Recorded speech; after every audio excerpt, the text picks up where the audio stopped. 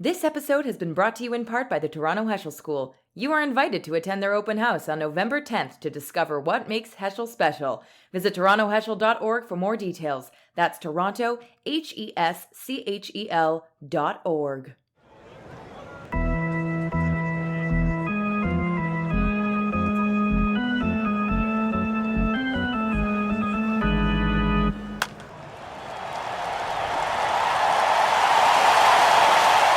Hey everybody, we're the Menschwarmers, your bi-weekly look at the world of Jews and sports. Gabe, how you doing? I'm doing great, my friend. How are you? It's a beautiful, recording this on a Monday evening, Erev World Series Day. That's true. And the day after a new Curb Your Enthusiasm series dropped. Always a holiday in the Jewish calendar, an under celebrated holiday. That's true. I guess this is the 11th year AL after Larry. That's right. Larry. We were recently on a podcast, the CJN Daily podcast, sort of celebrated an anniversary and had all the podcasts on. And we were asked about what our goals are, like who our dream guests are. And I said that one of ours was just our long-stayed dream to play golf with Larry David. That would if we can do that, we can end the podcast. We can end the podcast. Yeah, that would be enough. But it would be great if we could do that. Let's start by talking a little bit about Jewish sports news, as we usually do. As you said, it's Erev World Series, and this is a fairly Jewish one. Both teams have Jewish players. The Houston Astros have World Series champion Alex Bregman, and the Atlanta Braves have also World Series champion Jock Peterson. Reigning World Series MVP, Jock Peterson, I believe. No, he didn't win the MVP last year. He didn't win the MVP? No. But and Max Fried, the starting pitcher, who I don't know if they've announced that he's pitching game one, but he should be pitching one of the first few games. I believe, if he's not pitching game one, it would be soon. Yeah. We also, third string catcher, not sure if he's on the roster, but third string catcher Garrett Stubbs of the Astros is also Jewish. Right. So good luck to all of them. I guess we will have another World Series champion who's Jewish. It could just be a repeat, but Garrett Stubbs gets a ring if he makes it. He's played for the Astros this year. That's right. There'll be at least two Jews with rings. Yeah. After this year, so that's pretty good. And big contributions as well. I mean, we've talked on this podcast previously about Jock Peterson, who I think has very famously now, for people who aren't even fans of the sport, been sporting a Aunt Esther string of pearls while he's playing. Has said that he does it because he's a bad bitch, and despite not having had a great regular season performance the last couple of years, has just been raking in the playoffs. This is Jocktober now, so doing spectacularly. It really is, as they call it. It really is Jocktober. Something that's also worth mentioning, there are four Jews between the Red Sox and Astros, but I think this is the rare professional sports finals with no Jewish owners. Oh, interesting. That is interesting. The Atlanta Braves are owned by something called Liberty Media, which is run by a guy named John Malone, which is about as non-Jewish as a businessman you could get. Right. He's an Irish Catholic.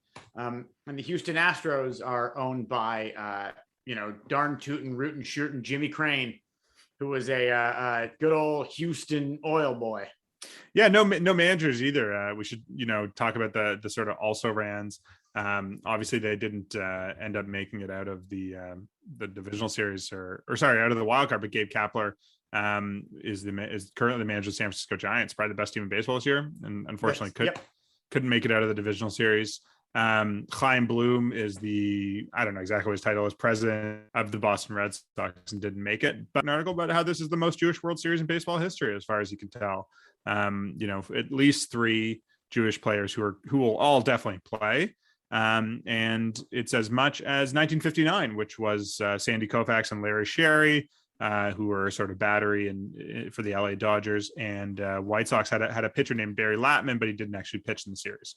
So three Jews in that series, but up to the 1959, right? So it'll be roughly around that. Looking at some of the rosters here, there's also a good number of our good old favorite, how do we call it? Our good old favorite Mike Jacobs All-Stars. Former Toronto Blue Jay coach Kevin Seitzer. Also got a good name. So this is people who sound like they could be Jewish, enough to pique interest that you got to look it up. Enough. And my personal favorite, another good old Texas boy, Alex Minter. Yeah, that's not bad. I could have gone to camp with an Alex Minter. Yeah, it's not bad. One other piece of Jewish sports news I want to talk about is the election to the NBA 75th anniversary team, which was a team that the NBA put out to celebrate their 75th anniversary of the 75 best players or most important players in NBA history. It actually ended up being 76 players because there was a tie. But part of that list was the legendary Dolph Schayes. Our Twitter banner. If you've seen our Twitter, he's our Twitter banner. A very Semitic looking fellow, I would say. He's got the real sort of like oval Leonard Cohen type Jewish face, I would say. If that I think that describes a certain type of Jewish phenotype. But Dolph Schayes, 12-time NBA All-Star, started for the Syracuse Nationals in the very early days of the NBA, or the NBL as it was originally called. He was a Rookie of the Year, all NBA 12 times in his career as well. Definitely, like, I don't have to make the case for it. He was a very, very important player at his time, but he was also a center in the 1950s who was 6'7", which was like the tallest that they'd ever seen someone in 1949. Listen, you play against the team that shows up.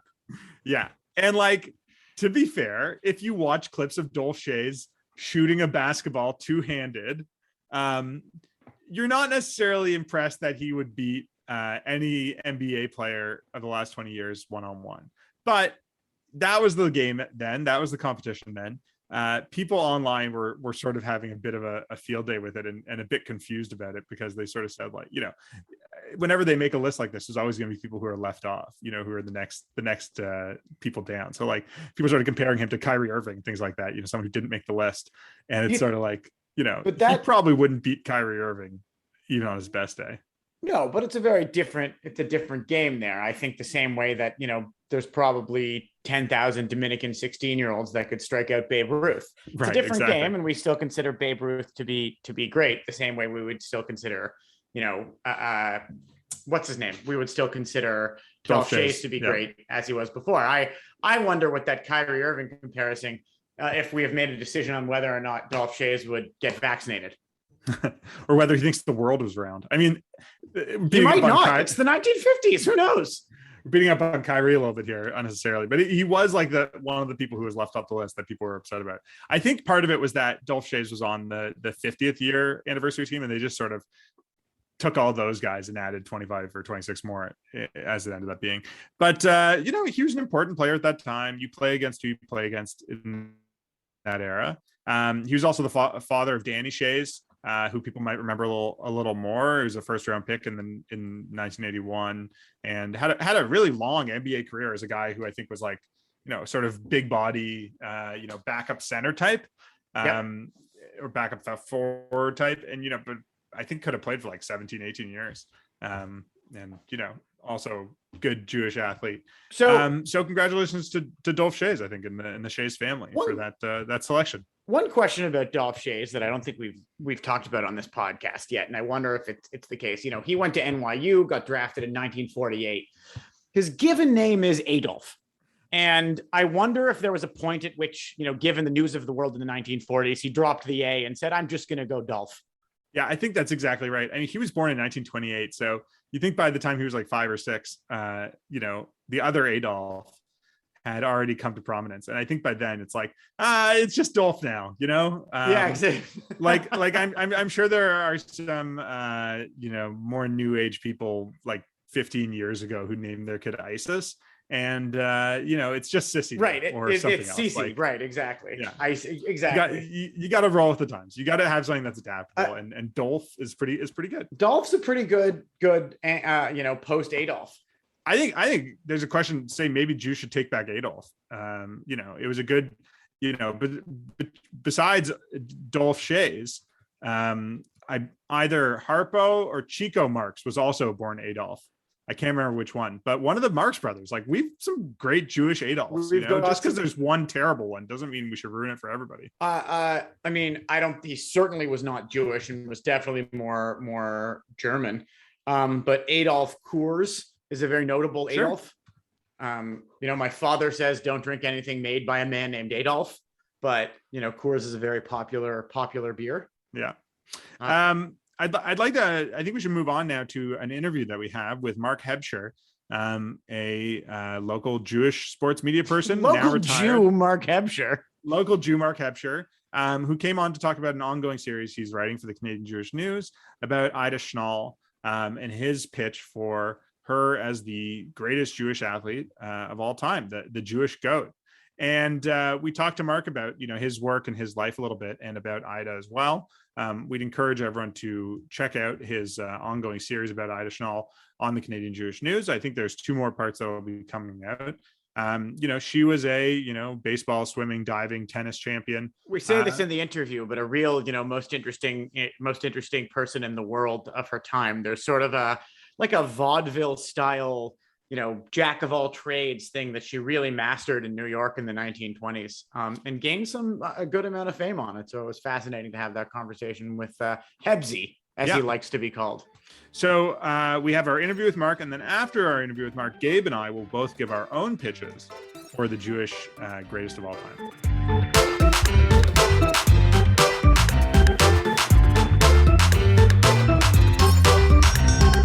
We're joined tonight by Mark Hebscher. Mark, how you doing? Hi, guys. How's things?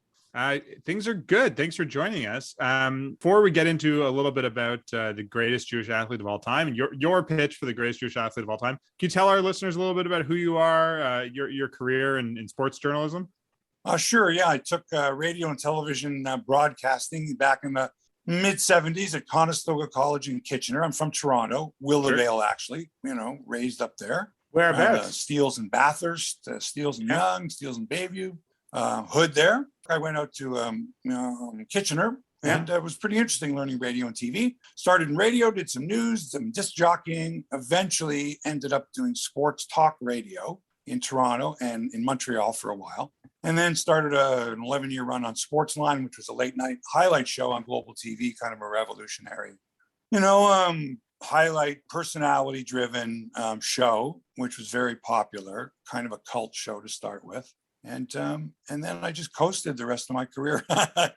Did some play-by-play of the Maple Leafs, the Argonauts, covered all the big sporting events, baseball, Blue Jays, spring training, championships, all that stuff over many years. And then did some news and current affairs in shows in Hamilton for about a decade or so. And now I'm retired, and I do a podcast every Friday, Hebsy on Sports, where I go after certain people and hold their feet to the fire if they're, executives or whatever, coaches, players, and do some media talk as well. I got some experience in media, sports media, and, comment on that, and got some inside sources with some stories. It's lots of fun. It's fun to be retired. I'm very jealous of that sort of retirement, semi-working lifestyle. As a 32-year-old person, I really envy that. I can't do it tomorrow, but when I can, I'll be on it. But let's talk about your new book. The book is called, pardon me if I get this wrong, The Greatest Athlete You've Never Heard Of. I nailed it. So, what is it? How'd you think about it? When did you start writing it? And, what can our listeners expect to get from it? Well, that book is it's so long ago now that I'm trying to, recall how it all came about. But after my career in television ended abruptly, I had a little project that I had, heard some stories about this guy named George Orton from Strathroy, Ontario, who was supposedly the first Canadian to win an Olympic gold medal, but they considered him to be an American. And I was interested in that story, and I now had time to pursue it. So I did a documentary about this fellow, which I found was fascinating.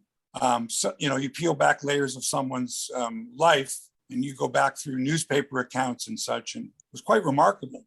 But this fellow did. He was disabled. He was given no chance to even walk. He ended up being the Canadian mile champion. He basically invented cross-country running, and those championships, really a tremendous career. And it took a long time for people to recognize him as a Canadian, even though he spent the first 20 years of his life here. And even to this day, people just, he's not recognized by certain authorities, important authorities, as being a Canadian. It's a shame, terrible story. So I wanted to sort of uncover it. And as I did, he felt very grandfatherly to me, as if, were I his grandson, I'd be fighting to tell his story. Well, it's interesting. It's interesting to along see the way, that he had a very fascinating life. I thought was quite interesting. That I thought I should document that. It's interesting to see how much sometimes people, this is a guy who won I think it was at the 1900 Olympics that he won the medals that he won. With guys who have been, their successes 100 years ago plus, the ongoing recognition about them can be from a grandchild or a descendant or someone who is just either an amateur or professional historian who looks into it and sort of revives their notability, that otherwise it's like we can all just pass over that, there's this guy, as you say, the first disabled athlete to win an Olympic medal, invented cross country, for example. Like these are important things, and there isn't always the scholarship on these people that there should be. Sometimes it takes someone to write it. Someone actually has to write the book. At the end of the day, there isn't always a book written about them already. And just, I want to go back to something you said earlier that struck me. You mentioned your television career ended somewhat abruptly. Would you mind talking a little bit about that? Well, I got too old, basically, and I was making too much money.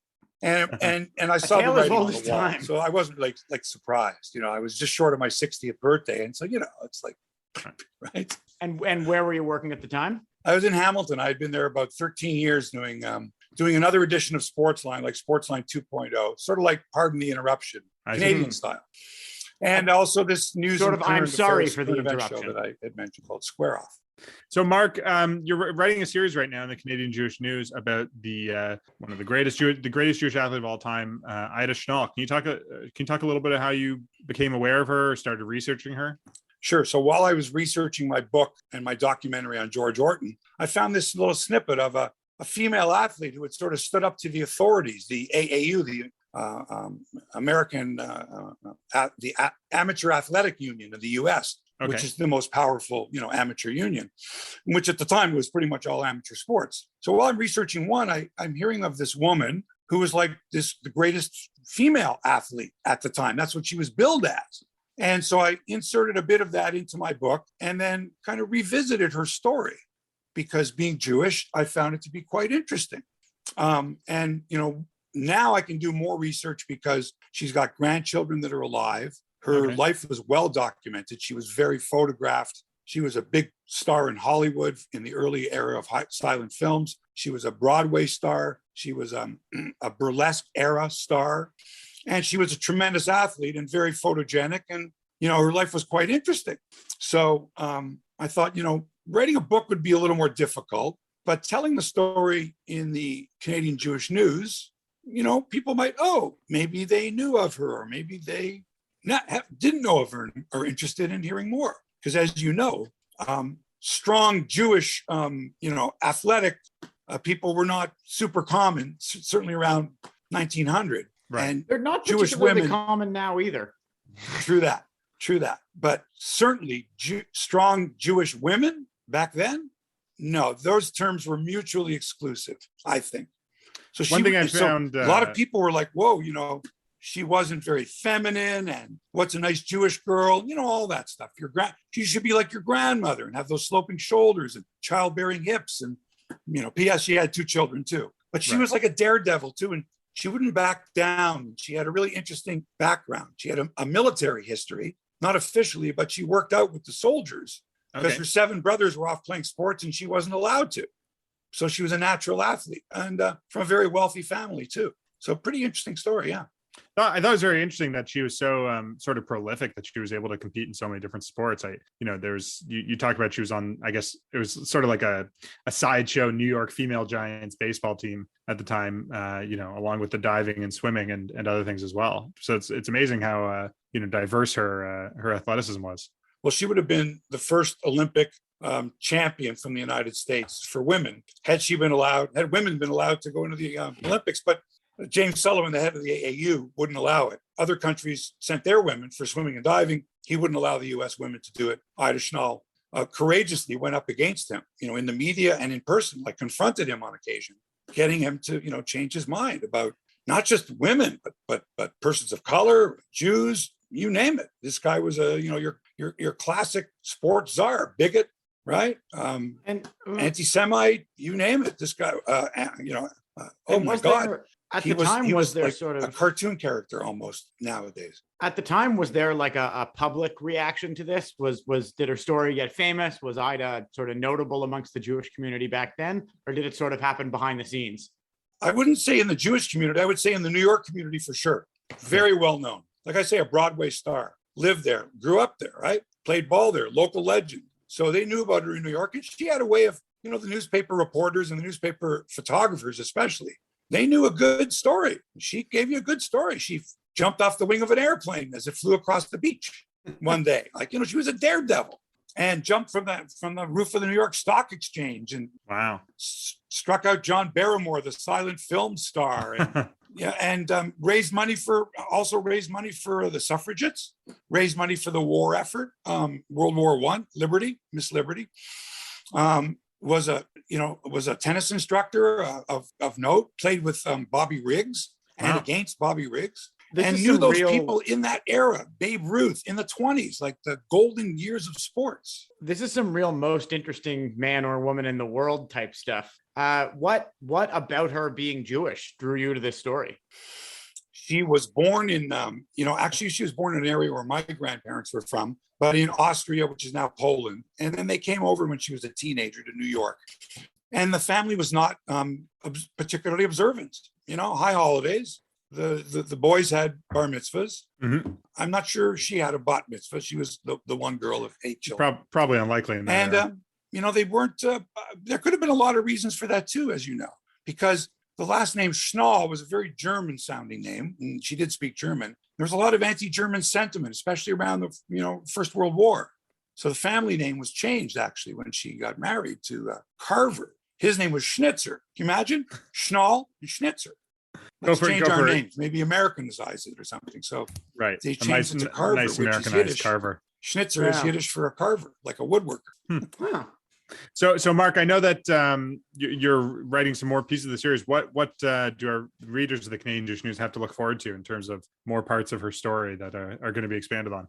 Well, I can't give too much away, obviously. I hope that folks will read it. But yeah, just quite a fascinating life. And the interesting people that she met, the influence she had, and the influence, I think that her legacy also, the fact that she really took on the establishment. I mean, luckily she had the means. She had a name for herself because she was a famous athlete, but she also got ripped off. She should have been the first, gold medalist for the United States for women.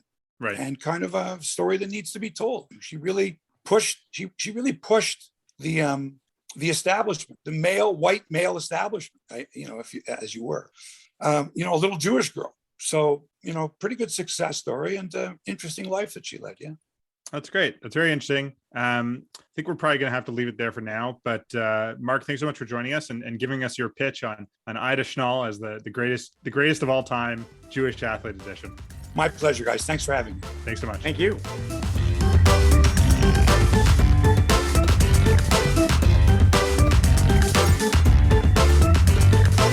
Well, thanks again to Mark for joining us and sharing a little bit about the history of Ida Schnall. Definitely an interesting pitch for her as the Jewish GOAT, the greatest of all time. Gabe, you and I have talked a little bit about what we should call this person, and I think we've settled on something pretty clever. Which is, the GOAT worth more than 2 zuzim. That's right. We're going to call the Jewish GOAT the G.A.D.Y.A. The G.A.D.Y.A. The G.A.D.Y.A. The G.A.D.Y.A. Of Jewish athletes, and we'll have to find a backronym for that. Greatest all time something to make it work. So for G.A.D.Y.A, I think right now, if I'm going to put this in here, if we're thinking of a backronym, yeah, it would be the greatest athlete division Yiddish athletes. Greatest all time, definitely Yiddish athlete. Yeah, or the greatest athlete doing Yiddish athleticism. Yeah, athletics. All right, we'll put a pin in that. But here's my pitch for the G.A.D.Y.A. Yeah, let's hear your G.A.D.Y.A. Okay, so here's my pitch. Sometimes we talk about the greatest in terms of, you know, individual accolades in a moment, that they were as great as they were in a moment that was so amazing that nobody could touch them at their peak, you know, an apex that is unrivaled. Some goats, though, we talk about have that greatness, but what sets them apart from everybody else is longevity. You know, Tom Brady's a guy who is sort of accepted as the greatest football player of all time, the greatest quarterback of all time. I think part of what's so amazing about him is what he's been able to do in, you know, most of 3 decades now. So in that vein, you look at, you know, Vince Carter in basketball or Gordie Howe in hockey, sure, you know, people in the conversation. Yeah, that, you know, sustaining greatness for a long time is really what makes someone the GOAT.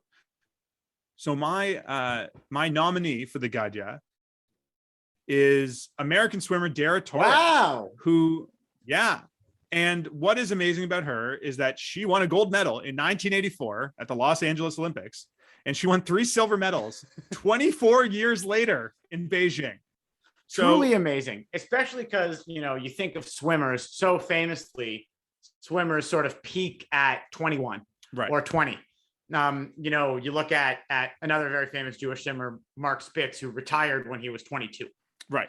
So Spitz, I think, is an interesting parallel, because Spitz, I think, has maybe 11 medals at 2 Olympics, and, you know, won all those Olympics at Munich, that he had such a great showing. So Dara Torres is a little more spread out in terms of her success. She has 12 medals total, 4 gold, 4 silver, 4 bronze. As I said, 1 in 84, 2 in 1988, 1 in 92 at Barcelona. And then there's an initial 8-year gap where she doesn't compete in 96. She comes back in 2000 in Sydney, wins 2 golds in Sydney in 4x100s and 3 bronzes at Sydney, takes another Olympics off and comes back in 2008. And at the age of 41, wins 3 medals, including a silver in the 50-meter freestyle. So this is she's the G.A.D.Y.A because she did it for so long at such a high level.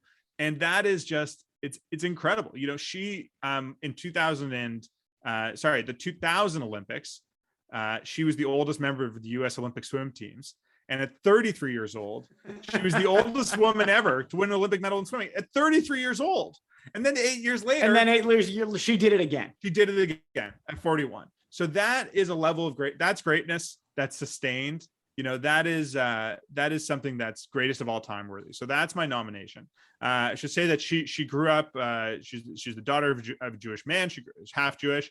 Later converted to Judaism as well. Full Judaism. Yeah. There's no such. You know, there's a rule of conversion where there's no such thing as a convert.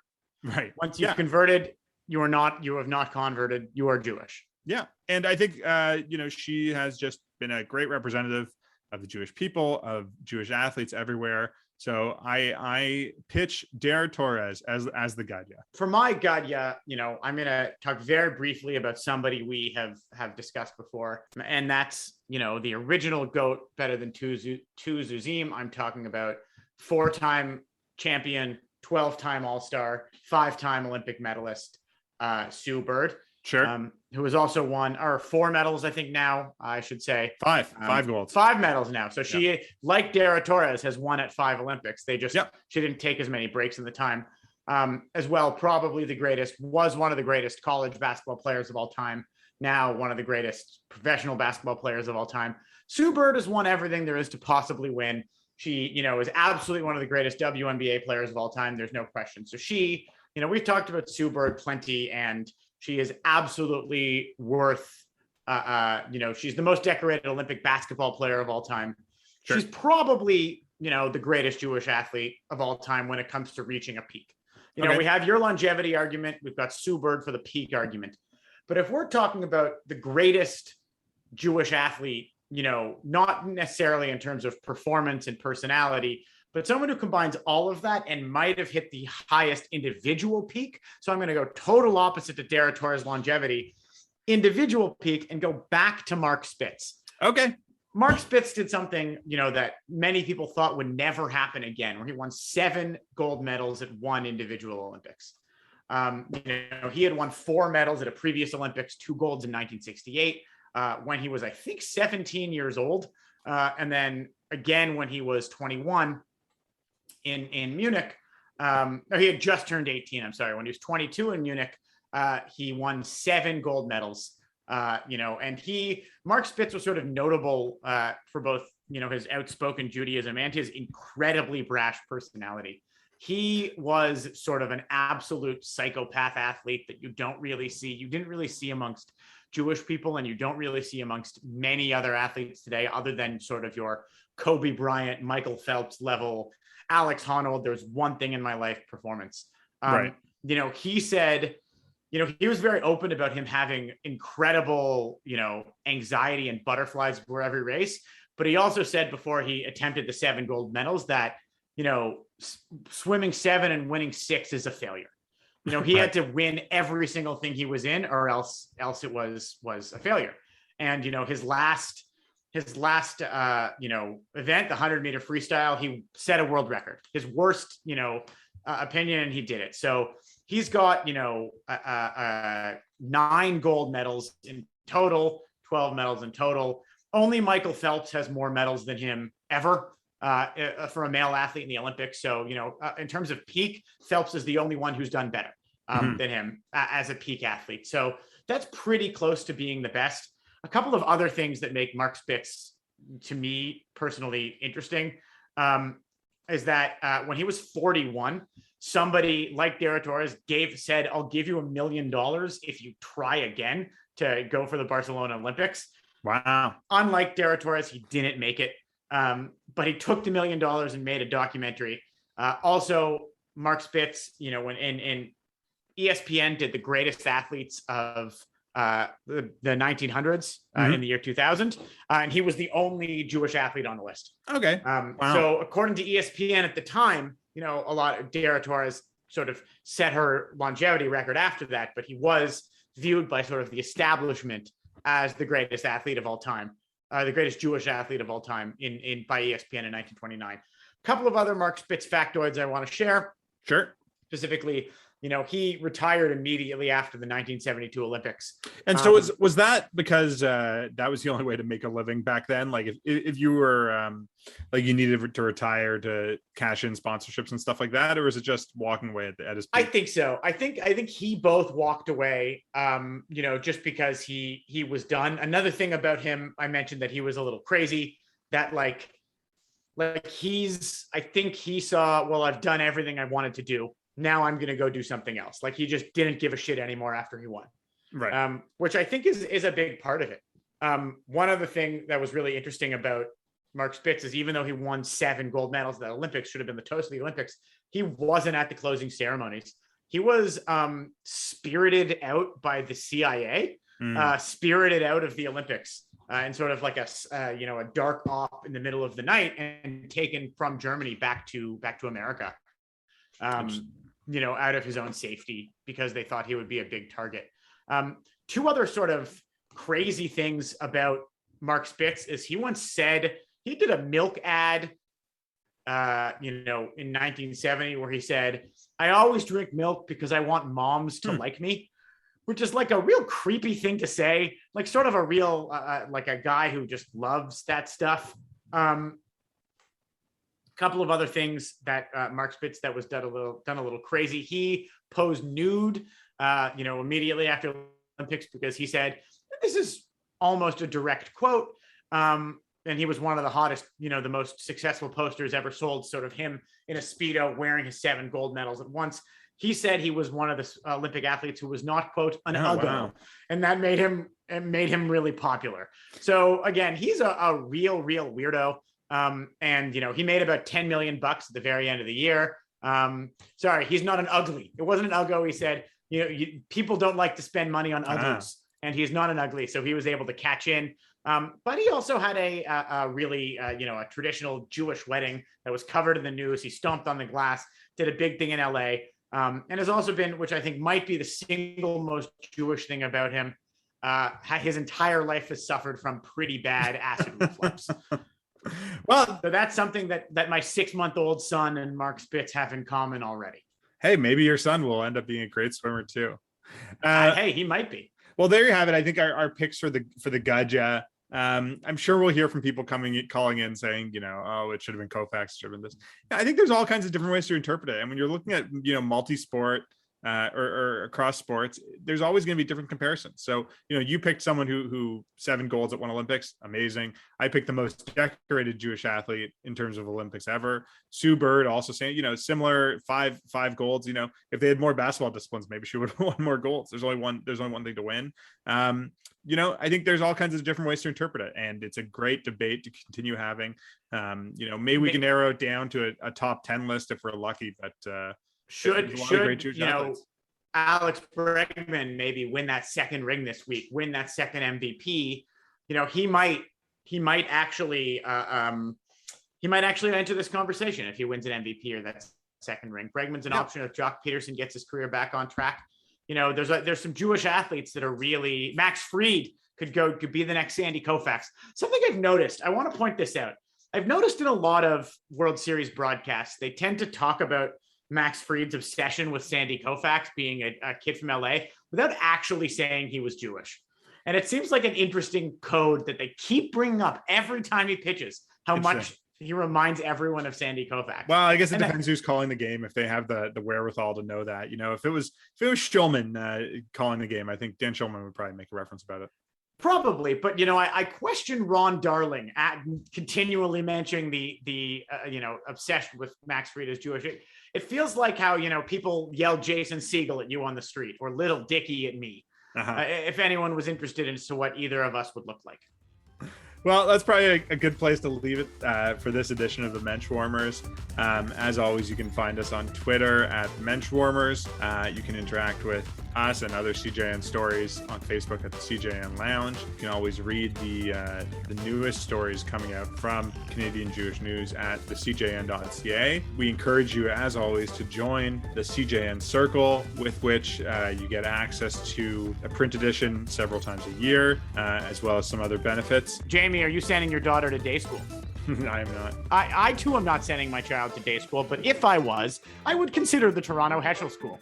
You, the listener of the Menschwarmers, are invited to attend the Heschel School's open house on November 10th to find out exactly what makes Heschel special. Visit torontoheschel.org for more details. I will be looking into this. I am the product of a Jewish day school, so if you want your child to end up like me, we'll see you next time. Thanks for joining us on the Menschwarmers.